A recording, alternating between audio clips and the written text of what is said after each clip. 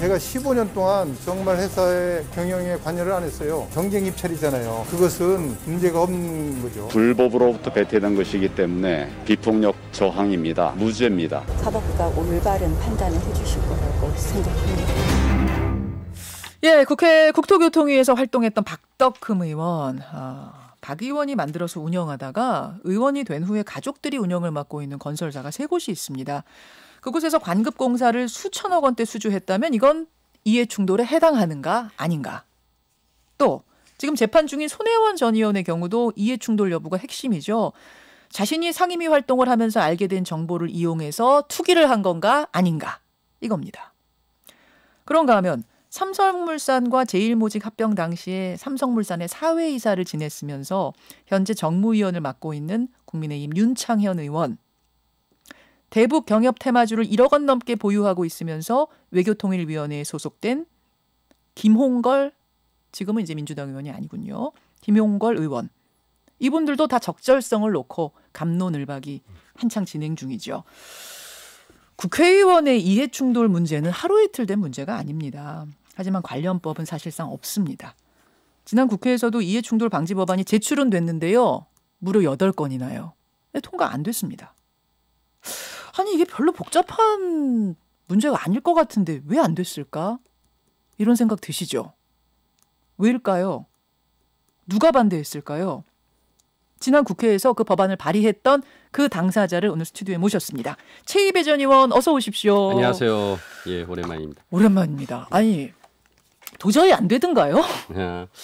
근데 솔직히 그때 당시에 법안을 발의하게 된 이제 계기는 19대로 거슬러 올라갑니다. 그러니까 이제 19대에서 우리가 흔히 이제 김영란법으로 알고 있는 부정청탁 금지법이 있는데 그 법에 원래는 이해충돌 방지법도 같이 있었어요. 크게 한 덩어리의 법이었는데 앞부분은 부정청탁 금지, 뒷부분은 이해충돌 방지가 맞아요. 있었는데 당시에 지금 우리 김현정 앵커님 말씀하신 것처럼 왜 어렵지도 않은데 빨리 통과될 것 같은데 왜 빠졌을까라고 이제 말씀하셨는데 이게 좀 어려워요. 어려워요? 예. 복잡해요? 네. 아니 우리가 생각할 때는 아니 지금 박덕흠 의원도 그렇고 다 오해라고 하는데 그럼 오해받을 행동을 피하면 되지 않느냐? 그렇죠. 그러면은 법안으로 만들면 되지 않느냐? 이거 되게 단순해 보이는데요. 그래서 이제 그 피할 수 있는 방법론을 어떻게 만들 것이냐의 문제인데요. 우리가 흔히 이제 판사가 재판을 하는 경우 가족에 대한 재판을 직접 자기가 할 수는 없잖아요. 회피하죠. 그럴 때 이제 그거를 뭐 회피, 기피 또는 이제 재척. 네. 그러니까 아무튼 그 업무에서 배제를 시키는 거예요. 맞습니다. 그 개별 사건별로는 그게 판정이 되기 쉽습니다. 근데 이제 공무원들 그리고 국회의원들 이렇게 이제 정책을 하는 사람들은 이 정책의 영향이 그 개별 자기 회사에 또 내 가족에게 어떤 영향을 미칠지에 대해서 판단하기가 쉽지가 않은 거예요. 어디까지 안 되느냐, 어디까지 그렇죠. 되느냐 기준선 잡기가. 그래서 재척이 되게 어려운 건데 정책 분야를 다룰 때는. 그러니까 예를 들어서 제가 금융위원장이 이제 하여튼 뭐 은행을 비롯한 금융 관련된 모든 정책을 다루는데 아들이 은행에 취직을 했어요. 근데 이제 은행 관련된 여러 가지 또 정책을 펼치잖아요. 그럼 혹시 그 아들 다니는 은행에 더 유리할지 아니면 아들에게 유리할지 이런 거에 대한 우려가 있을 수 있어요. 그렇죠. 그러면은 금융위원장은 앞으로 은행 업무에서 배제시켜야 되냐? 아니면 아들이 거기 취직한 걸 그만둬야 되냐? 뭐 이게 되게 이제 쉽지 않은 문제예요. 그래서 이제 이 재척시키는 방식은 어렵다라는 게 이제 19대 때의 논의였고요. 그래서 그때 당시에 그래서 김영란법에서 빠진 거잖아요. 예, 그래서 정부 안에 올라왔던 그거를 논의하다가 일단은 지금 저기 이해충돌 방지는 조금 더 나중에 더 논의하기로 하고 일단은 부정청탁 금지만 하자라고 또 박근혜 대통령이 그때 그거 되게 강조하셨어요. 그래서 이제 정부가 그거를 빨리 추진하게 된 거고. 그렇게 19대는 넘어갔고 이제 20대에서도 제가 국회의원 되자마자 야 19대 때 이런 논의했는데 왜 이해충돌 방지법 안 내냐라고 이제 국민권익위원회가 해당 부처니까 요구를 했는데 뭐 지금 그때 당시에 논의된 내용을 다시 보완하고 있다. 뭐 법을 좀 만들고 있다. 의견을 받고 있다 하면서 계속 미루더라고요. 누가요? 권익위가요. 권익위가. 그래서 이제 문재인 정부 들어와서도 뭔가 빠른 그 법안이 나오지 않았고 결국 그러다가 이제 손혜원 의원 사건이 터진 거죠. 그러면서 이제 제가 국회의원들이. 그동안 계속 연구하고 의견 받고 나름대로 이제 그때 안을 따로 만들어 놓은 게 있어서 예. 바로 이제 손혜원 의원 사건이 터지자마자 제가 19년 2월 달에 이제 발의를 했습니다. 그때 분위기를 제가 기억해 보면은 네. 여든 야든 이해충돌 이거 문제 있네 해서 금방 법안이 통과될 것 같았거든요. 여야가 다 찬성해서. 근데 왜 아니, 막혔어요? 근데 이제 그때 당시에 민주당의 이제 손혜원 의원이 이제 크게 문제가 되니까 예. 이제 또 반대 쪽에서는 또 누가 문제가 될까라고 찾아낸 게 이제 뭐 아까 말씀하신 이제 의원들 뭐 송원석 의원님이나 이런 몇 송원석 의원. 분들의 예, 예. 이제 얘기가 또 나온 거예요. 예. 그러니까 서로 이제 정쟁의 어떤 그 거리로 사용이 되면서 엄청 공격은 서로 하지만 이걸 정책적으로 뭐 법안을 빨리 어떻게 만들어야겠다라는 논의는 거의 진행이 안 됐습니다. 근데 정쟁만 하다 끝났군요. 19년 1월 달 생각해 보시면 네. 18년 12월 달에 그 선거법 개정 때문에 손학규 대표가 단식을 하면서 한만 이렇게 국회가 좀 이렇게 매우 떠들썩했던 시기였고요. 예.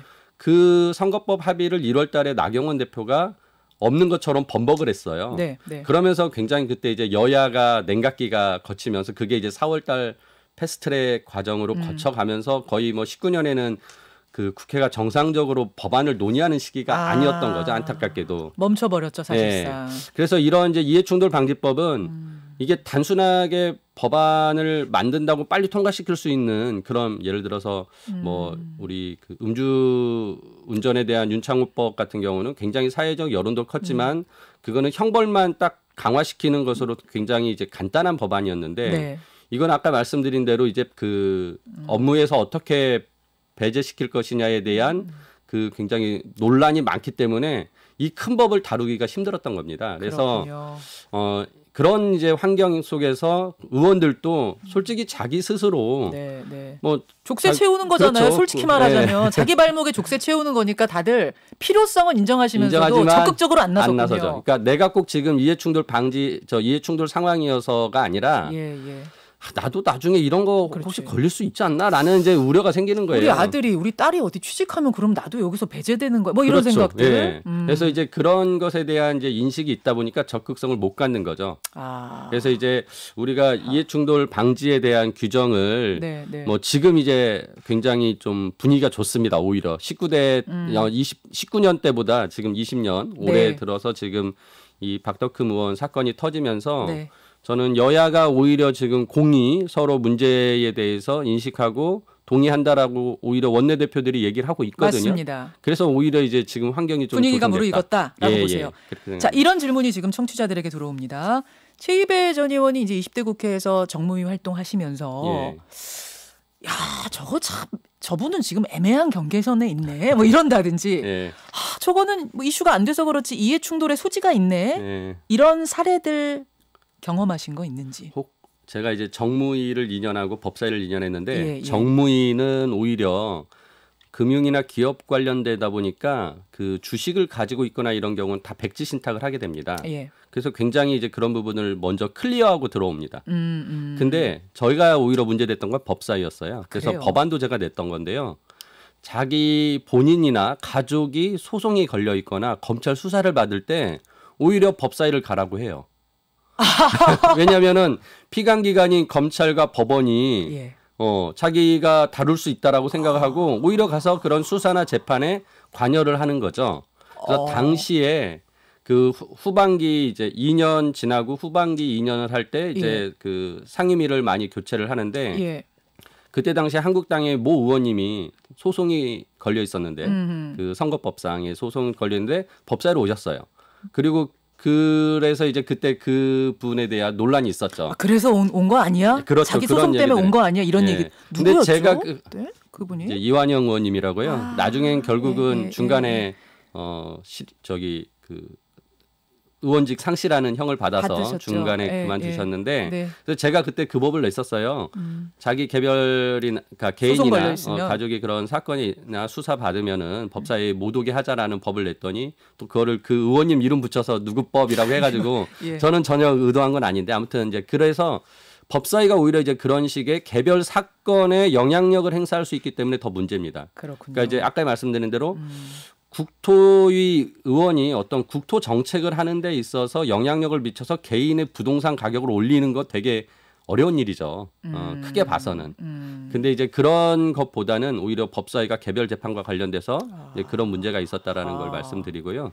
그래서 이제 지금 우리가 국회의원에 대해서만 논의하는데 솔직히 이거는 네. 국회의원보다 공무원들 모든 공무원들이 맞아요. 다 적용이 되는 거예요. 지금 공무원들은 뭐 지침은 있던데 예. 이해충돌 방지 지침이란 건 있던데 예. 그것도 뭔가 강한 규정은 아니에요? 그러니까 이제 내부 징계용으로는 쓰지만 형사 처벌을 할 안 수는 되는 없는 거죠. 거죠. 그래서 그렇죠. 이제 법이 아니다 보니까 그래서 우리가 그걸 좀 모든 공무원으로 좀 보셔야 되는데 그래서 제가 조금 개념 하나 설명드리면은 왜 이해충돌 방지를 해야 되냐? 우리가 이 공직자, 네. 즉 공무원이나 국회의원은 국민들의 권한을 위임받은 사람이에요. 물론이죠. 우리가 대신 일일이 그 국가 정책과 정치를 못하니까 네. 당신들이 해주세요라고 권한을 해줬고 그분들은 권한을 위임받았기 때문에 권한을 위임해준 사람이 저희가 주인이에요. 그럼요. 아니, 유권자가 그분들이 저 주권자인. 예. 총선 때는 항상 머슴입니다 이러시잖아요. 그렇죠. 예, 공복이라고 하고. 예, 예. 그래서 그분들이 주인을 위해서 일을 해야 돼요. 그래서 자기가 업무 수행하는 과정에서 자기의 이익과 국민의 이익, 공익이 충돌될 때 내 네. 이익을 포기하고 공익을 먼저 우선시해야 된다라는 게 원칙입니다. 네, 네. 이거는 기업에서도 마찬가지거든요. 이사들 맞아요. 주주가 뽑았을 때 이사들도 주주들의 이익을 위해서 일해야 되는 것처럼. 그렇죠. 그래서 이제 우리가 그 개념을 가지고 이제 봐야 되고 그래서 스스로 내가 진짜 말씀대로 내가 종이다, 머슴이다, 예, 예. 나는 공복이다라고 스스로 생각하고 주인을 위해서 일해야 된다라고 했을 때 나의 사적 이익을 피해야 된다라는 게 이제 원칙입니다. 오해받을 행동도 하지 피해야 말아야 한다. 된다. 예. 박덕흠 의원의 경우는 어떻게 보세요? 지금 어제 뭐 해명 기자회견도 하고 있습니다만. 예, 저는 뭐 본인의 이제 그 주식을 백지 신탁했다 네. 본인 거는 그래서 문제가 없다라고 하는데 이 비상장 회사의 그 주식을 백지 신탁하는 경우에는 매각이 거의 잘 안 돼요. 실제로 안 됐대요, 박덕흠 의원. 그래서 이제 실효성이 없습니다. 주식 백지 신탁을 하는 경우에 심지어는 어떤 분들은 이거 직무 관련성이 있다 없다를 가지고서 소송을 하면서 4년을 끌어요. 그래서 백지 신탁을 안 하는 분마저도 있어요. 정말요? 예. 상장회사는 특히나 더 그렇죠. 상장회사 주식은 내놨을 때 팔릴 수가 팔리니까. 있으니까. 그래서 이제 이 주식 백지 신탁 제도가 조금 더 강화될 필요가 있겠고요. 그다음에 이제 지금같이 이해 충돌이 발생하는 과정에 저는 그러면은 처음부터 이 제척을 하거나 배제를 시켰어야 되느냐라고 했을 때 네. 이렇게 사후적으로 문제되는 경우가 아주 이례적인 거예요. 저는 그래서 제가 이제 그때 당시에 법안을 냈던 거는 사전에 다 등록을 하자. 그러니까 우리가 그 또 하나의 이해충돌 방지 방식이 재산 등록이거든요. 저 사람이 어떤 주식 가지고 있고 어떤 재산 가지고 있어서 거기에 이익을 주게 하려고 하는 것을 감시할 수 있게 한 것처럼 네. 이해관계를 등록하는 거죠. 네. 나의 가족이 어느 회사에 다닌다. 나의 가족이 어디에 회사에 출자를 했다라는 것들을 이렇게 투명하게 미리 다 등록을 해놓고 해버려요. 그리고 이제 뭐 그 중에서 고위공직자들은 지금 재산 공개하는 것처럼 공개를 하는 거죠. 그리고 이제 사후적으로 내가 업무를 진행하는 과정에서 그쪽 관련된 일을 하는 거예요. 예, 예. 그러니까 예를 들어서 박덕흠 의원이 국회의원 될 때 이해관계를 다 등록을 해놓고 국토위를 갔을 때는 국토위 관련된 업무를 하다 보니까 그러면 직무 관련성이 생겼습니다라고 또 등록을 해요. 신고를 해요. 그러면서 자기 스스로 검증을 하는 거죠. 혹시 여기서 이해충돌이 생기지 않을까라고 생각해보고 스스로도 검증하고 또 외부에도 그렇죠. 검증 보여주는 자료를 거죠. 주는 거네요. 그래서 제가 이거는 내 스스로 갔을 때 이해충돌 생기겠다면은 스스로 예. 나 이 업무 안 할게요라고 회피할 수 있어요. 예. 그리고 또는 이해관계자가 저 사람 이해충돌 생겨요라고 저 사람 기피하게 해주세요라고 신청할 요청할 수도 있어요. 그런 제도를 만들고 근데도 자기가 떳떳해서 하겠다라고 네. 만일 하고 나면 나중에 그 결과를 보고 사후적으로 감사를 통해서 검증을 해서 당시에 문제가 있었다라고 하면은 법적 책임을 지를 수 있도록 하는 거죠. 그래서 이제 제가 그런 식으로 법안을 이제 만들어서 네. 냈었고, 그래서 저는 재산 등록처럼 이해관계도 등록하고 네. 사후 검증받는 방식이 가장 쉽다. 그게 이제 예. 법안 내셨던 거고 예. 박덕흠 의원은요. 그래서 아직 박덕흠 모르시겠어요. 의원님, 어떠세요? 그러니까 지금 이제 뭐 이 부분은 이제 결국은 지금 정쟁의 대상으로서 논란이 많이 되고 있는데 제가 보기에도 네. 그렇게 정도 되면은 스스로 그 업무를 회피했어야 돼요.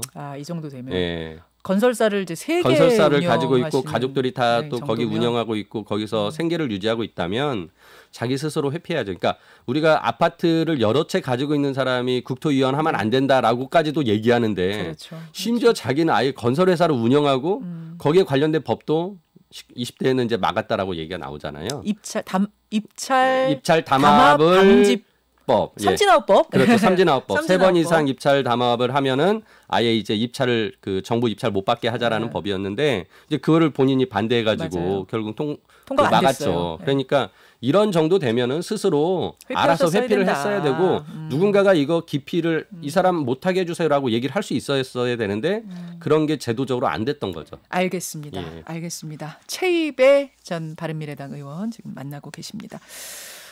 최 의원님 시간이 좀 많이 갔는데 하나만 좀 여쭐게요. 네. 어제 2가지 이슈에서 이름이 오르내리셨어요. 하나가 지금 말씀 나눈 요거였고 하나는 방지법. 예. 지난 패스트트랙 당시에 벌어졌던 폭력 사태 재판이 어제 있었는데 예. 황교안, 나경원 이런 인사들이 그 재판에 출석을 하면서 최입의 의원 감금 사건이 또 한 번 나왔습니다. 예. 나왔어요. 어제 황교안 대표가 이런 말했습니다. 기소된 저의 죄목은 성립되지 않는다. 폭주를 막기 위한 정당 행위는 불법이 될 수 없다. 예. 어떻게 생각하십니까? 그러니까 정당 방위가 성립을 하려면 예. 그 상대방이 어떤 하는 행위가 결국은 이제 부당한 그 법적 침해를 심하게 일으켜야 되는 거거든요. 예. 그래서 이제 그거를 폭주라고 표현하셨는데, 네. 그러니까 패스트트랙 과정이 부당한 어떤 법적 침해를 심각하게 이제 했다라는 것인데, 솔직히 그 패스트트랙은 국회 선진화법에 의해서 옛날에 한나라당이 만든 법이죠. 법이고요. 네. 국회 법에 있는 법적 절차였어요. 근데 그거를 폭주다, 부당한 뭐 법적 침해 행위다라고 해서 나는 그거에 한 거였기 때문에 정당 방위다. 정당 방위가 성립이 안 되는 거죠. 성립이 안 된다. 예. 또 하나. 예.